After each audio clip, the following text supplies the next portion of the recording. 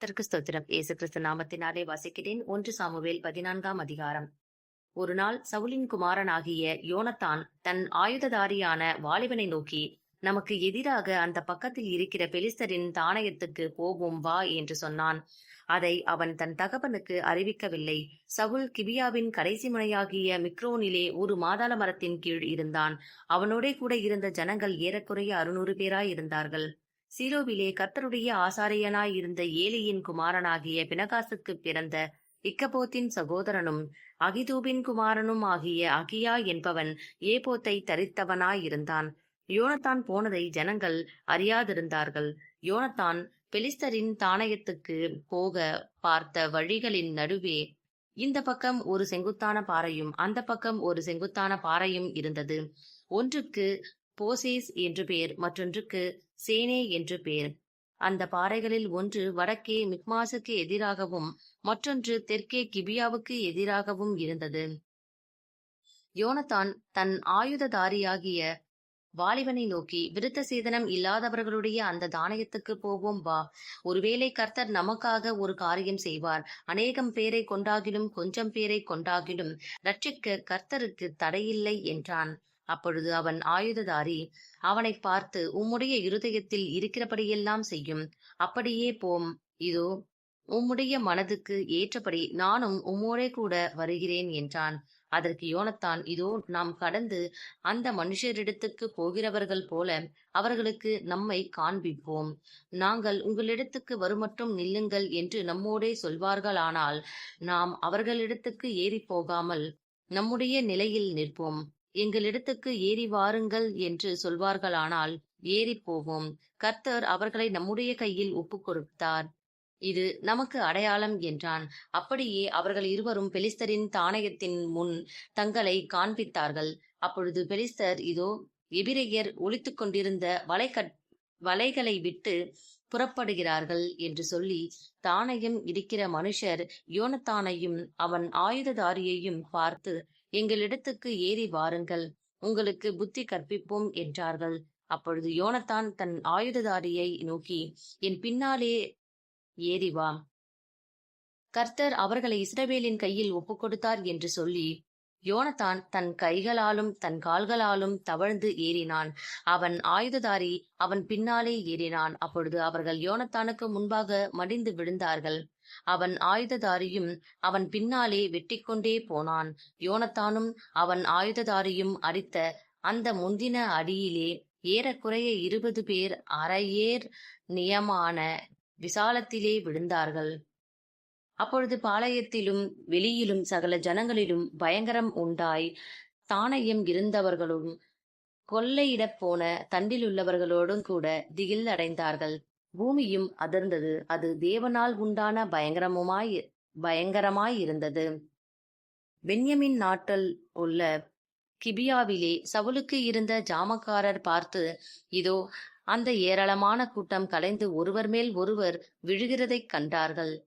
அப்பொழுது சவுல் தன்னோடே கூட இருக்கிற ஜனங்களை நோக்கி, நம்மிடத்தில் இருந்து போனவர்கள் யார் என்று இலக்கம் பாருங்கள் என்றான். அவர்கள் இலக்கம் பார்க்கிற போது இதோ யோனத்தானும் அவன் ஆயுததாரியும் அங்கே இல்லை என்று கண்டார்கள். அப்பொழுது சவுல் அகியாவை நோக்கி, தேவனுடைய பெட்டியை கொண்டு வா என்றான். தேவனுடைய பெட்டி அந்நாட்களில் இஸ்ரவேல் புத்திரரிடத்தில் இருந்தது. இப்படி சவுல் ஆசாரியனோடே பேசுகையில் பெலிஸ்தரின் பாளையத்தில் உண்டான கலகம் வர வர அதிகரித்தது. அப்பொழுது சவுல் ஆசாரியனை பார்த்து, இருக்கட்டும் என்றான். சவுலும் அவனோடிருந்த ஜனங்களும் கூட்டங்கூடி போர்க்களத்துக்கு போனார்கள். ஒருவர் பட்டயம் ஒருவருக்கு விரோதமாயிருந்தபடியால் மகா அமளியுண்டாயிற்று. இதற்கு முன் பெலிஸ்தருடன் கூடி அவர்களோடே கூட பாளையத்தில் திரிந்து வந்த எபிரெயரும் சவுலோடும் யோனத்தானோடும் இருக்கிற இஸ்ரவேலரோடே கூடிக்கொண்டார்கள்.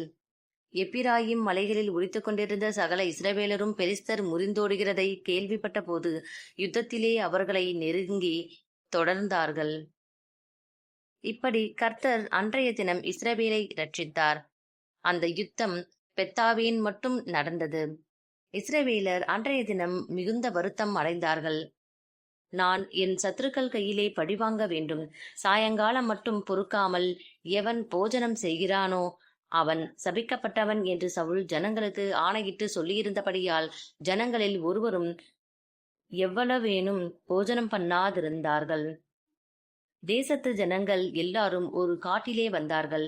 அங்கே வெளியிலே ஒரு தேன் சுடு கட்டியிருந்தது. ஜனங்கள் காட்டிலே வந்தபோது இதோ தேன் ஒழுகிக் கொண்டிருந்தது. ஆனாலும் ஒருவனும் அதை தன் கையினாலே தொட்டு தன் வாயில் வைக்கவில்லை. ஜனங்கள் அந்த ஆணை நிமித்தம் பயப்பட்டார்கள். யோனத்தான் தன் தகப்பன் ஜனங்களுக்கு ஆணையிட்டதை கேள்விப்படவில்லை. அவன் தன் கையில் இருந்த கோலை நீட்டி குத்தி அதை எடுத்து தன் வாயிலே போட்டுக்கொண்டான். அதனால் அவன் கண்கள் தெளிந்தது. அப்பொழுது ஜனங்களில் ஒருவன், இன்றைக்கு போஜனம் சாப்பிடுகிறவன் சபிக்கப்பட்டவன் என்று உம்முடைய தகப்பனார் எங்களுக்கு உறுதியாய் ஆணையிட்டிருக்கிறார். ஆகையினால் ஜனங்கள் விடாய்த்திருக்கிறார்கள் என்றான். அப்பொழுது யோனத்தான், என் தகப்பன் தேசத்தின் ஜனங்களை கலக்கப்படுத்தினார். நான் இந்த தேனிலே கொஞ்சம் ருசி பார்த்ததினாலே என் கண்கள் தெளிந்ததை பாருங்கள். இன்றைய தினம் ஜனங்கள் தங்களுக்கு அகப்பட்ட தங்கள் சத்ருவின் கொல்லையிலே ஏதாகிலும் புசித்திருந்தால் எத்தனை நலமாயிருக்கும். பெலிஸ்தருக்குள் உண்டான சங்காரம் மிகவும் அதிகமாயிருக்குமே என்றான். அவர்கள் அன்றைய தினம் மிக்மாசிலிருந்து ஆயலோன் மட்டும் பெலிஸ்தரை முறியடித்த போது ஜனங்கள் மிகவும் விடாய்த்திருந்தார்கள். அப்பொழுது ஜனங்கள் கொல்லையின் மேல் பாய்ந்து ஆடுகளையும் மாடுகளையும் கன்றுக்குட்டிகளையும் பிடித்து தரையிலே போட்டு அடித்து இரத்தத்தோடும் புசித்தார்கள். அப்பொழுது இதோ இரத்தத்தோடு இருக்கிறதை புசிக்கிறதினால் ஜனங்கள் கர்த்தருக்கு இயலாத பாவம் செய்கிறார்கள் என்று சவுலுக்கு அறிவித்தார்கள். அவன், நீங்கள் துரோகம் பண்ணினீர்கள். இப்போதே ஒரு பெரிய கல்லை என்னிடத்தில் உருட்டி கொண்டு வாருங்கள். நீங்கள் ஜனத்துக்குள்ளே போய் இரத்தத்தோடு இருக்கிறதை சாப்பிடுகிறதினாலே கர்த்தருக்கு இயலாத பாவம் செய்யாதபடிக்கு அவரவர் தங்கள் மாட்டையும் அவரவர் தங்கள் ஆட்டையும் என்னிடத்தில் கொண்டு வந்து இங்கே அடித்து பின்பு சாப்பிட வேண்டும் என்று அவர்களுக்கு சொல்லுங்கள் என்று கட்டளையிட்டான். ஆகையால் ஜனங்கள் எல்லாரும் அவரவர் தங்கள் மாடுகளை அன்று ராத்திரி தாங்களே கொண்டு வந்து அங்கே அடித்தார்கள். பின்பு சவுல் கர்த்தருக்கு ஒரு பலிபீடத்தை கட்டினான். அது அவன் கர்த்தருக்கு கட்டின முதலாவது பலிபீடம். அதற்கு பின்பு சவுல், நான் இந்த ராத்திரியிலே பெலிஸ்தரை தொடர்ந்து போய் விடியற்கால வெளிச்சமாகும் மட்டும் அவர்களை கொள்ளையிட்டு அவர்களில் ஒருவரையும் மீதியாக வைக்காதிருப்போமாக என்றான். அதற்கு அவர்கள், உம்முடைய கண்களுக்கு நலமானபடியெல்லாம் செய்யும் என்றார்கள். ஆசாரியனோ, நாம் இங்கே தேவ சந்நிதியில் சேரக்கடவோம் என்றான். அப்படியே பெலிஸ்தரை தொடர்ந்து போகலாமா? அவர்களை இஸ்ரவேலின் கையில் ஒப்புக் கொடுப்பீரா என்று சவுல் தேவனிடத்தில் விசாரித்தான். அவர் அந்த நாளிலே அவனுக்கு மறு உத்தரவு அருளவில்லை. அப்பொழுது சவுல் ஜனத்தின் தலைவர்களே, நீங்கள் எல்லாரும் இங்கே சேர்ந்து வந்து இன்று இந்த பாவம் எதினாலே உண்டாயிற்று என்று பார்த்தறியுங்கள். அது எனது குமாரனாகிய யோனத்தானிடத்தில் காணப்பட்டாலும் அவன் சாகவே சாக வேண்டும் என்று இஸ்ரவேலை ரட்சிக்கிற கர்த்தருடைய ஜீவனை கொண்டு சொல்லுகிறேன் என்றான். சகல ஜனங்களுக்குள்ளும் ஒருவனும் அவனுக்கு பிரதியுத்தரம் சொல்லவில்லை.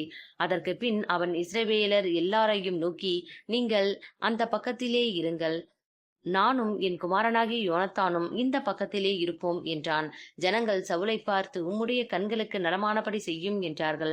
அப்பொழுது சவுல் இஸ்ரவேலின் தேவனாகிய கர்த்தரை நோக்கி நிதானமாய் கட்டளையிட்டு யதார்த்தத்தை விளங்க பண்ணும் என்றான். அப்பொழுது யோனத்தான் மேலும் சவுலின் மேலும் சீட்டு விழுந்தது. ஜனங்களோ தப்பினார்கள். எனக்கும் என் குமாரனாகிய யோனத்தானுக்கும் சீட்டு போடுங்கள் என்று சவுல் சொன்னபோது யோனத்தான் மேல் சீட்டு விழுந்தது. அப்பொழுது சவுல் யோனத்தானை பார்த்து, நீ செய்தது என்ன? எனக்கு சொல் என்று கேட்டான். அதற்கு யோனத்தான், என் கையில் இருக்கிற கோலின் நுனியினால் கொஞ்சம் தேன் எடுத்து ருசி பார்த்தேன். அதற்காக நான் சாக வேண்டும் என்றான். அப்பொழுது சவுல், யோனத்தானே, நீ சாகத்தான் வேண்டும். இல்லாவிட்டால் தேவன் எனக்கு அதற்கு சரியாகவும் அதற்கு அதிகமாகவும் செய்யக்கடவர் என்றான். ஜனங்களோ சவுலை நோக்கி, இஸ்ரவேலிலே இந்த பெரிய இரட்சிப்பை செய்த யோனத்தான் கொலை செய்யப்படலாமா? அது கூடாது. அவன் தலையில் இருக்கிற ஒரு மயிரும் தரையிலே விழப்போகிறதில்லை என்று கர்த்தருடைய ஜீவனை கொண்டு ஆணையிட்டு சொல்லுகிறோம். தேவன் துணை நிற்க அவன் இன்று காரியத்தை நடப்பித்தான் என்றார்கள். அப்படியே யோனத்தான் சாகாதபடிக்கு ஜனங்கள் அவனை தப்புவித்தார்கள். சவுல் பெலிஸ்தரை தொடராமல் திரும்பிவிட்டான். பெலிஸ்தரும் தங்கள் ஸ்தலத்துக்கு போய்விட்டார்கள். இப்படி சவுல் இஸ்ரவேலை ஆளுகிற ராஜ்யபாரத்தை பெற்றுக்கொண்டு சுற்றிலும் இருக்கிற தன்னுடைய எல்லா சத்துருக்களுமாகிய மோவாபியருக்கும் அம்மோன் புத்திரருக்கும் ஏதோமியருக்கும் சோபாவின் ராஜாக்களுக்கும் பெலிஸ்தருக்கும் விரோதமாக யுத்தம் பண்ணி எவர்கள் மேல் படையெடுத்தானோ அவர்களையெல்லாம் அடக்கினான். அவன் பலத்து அமலேக்கியரை முறியடித்து இஸ்ரவேலரை கொள்ளையிடுகிற யாவர் கைக்கும் அவர்களை நீங்களாக்கி ரட்சித்தான். சவுலுக்கு இருந்த குமாரர் யோனத்தான், இஸ்வி, மல்கிசூவா என்பவர்கள். அவனுடைய 2 குமாரத்திகளில் மூத்தவள் பேர் மோப், இளையவள் பேர் மீகால். சவுலுடைய மனைவியின் பேர் அகினோவாம், அவள் அகிமாசின் குமாரத்தி. அவனுடைய சேனாதிபதியின் பேர் அப்னேர், அவன் சவுலுடைய சிறிய தகப்பனாகிய நேரின் குமாரன். கீஸ் சவுலின் தகப்பன். அப்னேரின் தகப்பனாகிய நேர் ஆபியேலின் குமாரன். சவுல் இருந்த நாளெல்லாம் பெலிஸ்தரின் மேல் கடினமான யுத்தம் நடந்தது. சவுல் ஒரு பராக்கிரமசாலியாகிலும் ஒரு பலசாலியாகிலும் காணும்போது அவர்கள் எல்லாரையும் தன்னிடமாக சேர்த்துக் கொள்ளுவான். ஆமென்.